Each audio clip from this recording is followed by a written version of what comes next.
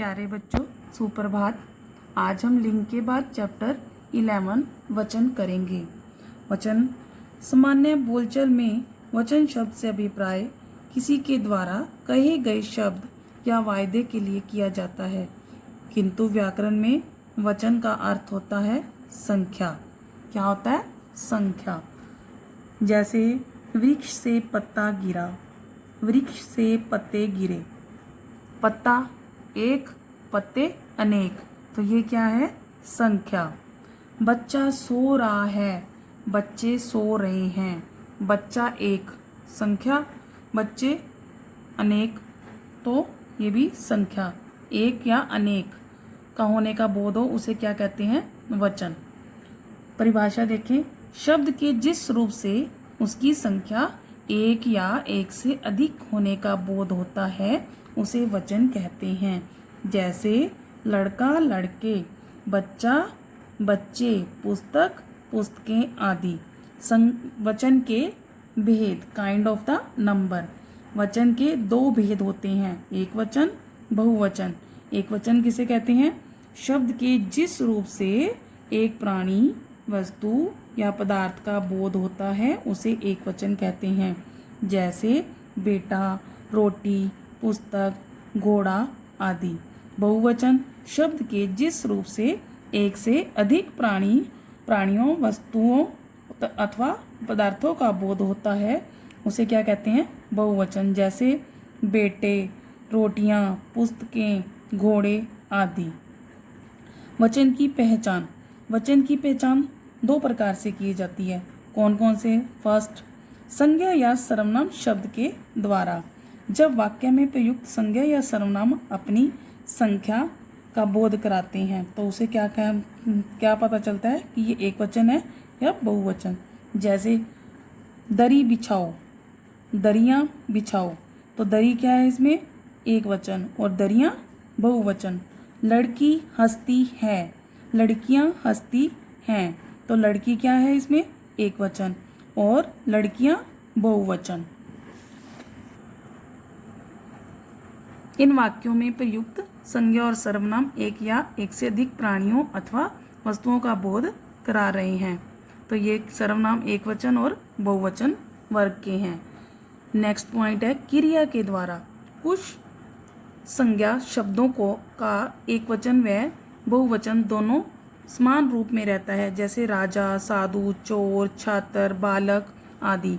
इस स्थिति में वचन की पहचान वाक्यों में प्रयुक्त किए गए पदों द्वारा की जाती है। जैसे शेर दहाड़ रहा है, शेर दहाड़ रहे हैं, इसमें क्या है? क्रिया कर रहे हैं, उससे पता चल रहा है हमें कि एक वचन है या बहुवचन है। जैसे राजा सो गया और राजा सो गए। वचन संबंधी कुछ विशेष बातें। सामान्य रूप से एक संख्या के लिए एक वचन तथा एक से अधिक संख्या के लिए बहुवचन शब्द रूप का प्रयोग किया जाता है, परंतु कभी कभी निम्नलिखित परिस्थितियों में एक वचन शब्दों के स्थान पर बहुवचन शब्द रूपों का प्रयोग किया जाता है।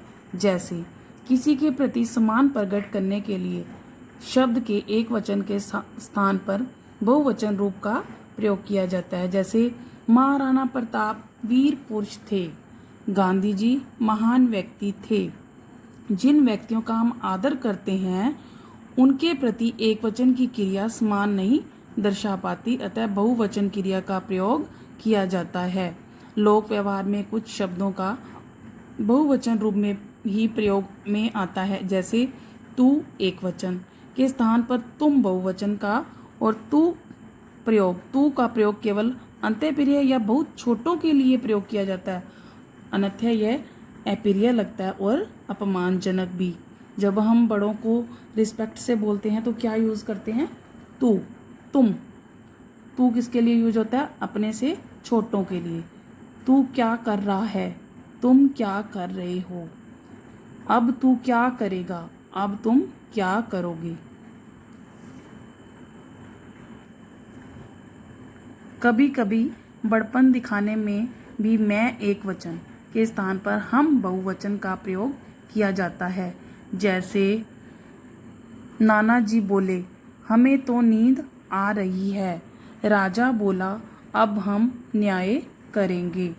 नेक्स्ट, जिन शब्द संज्ञा शब्दों के साथ जाति, दल, सेना, समूह आदि प्रयुक्त होता है उनका प्रयोग केवल एक वचन में ही किया जाता है। जैसे संपूर्ण मानव जाति हिरण्यकश्यप से डरती थी।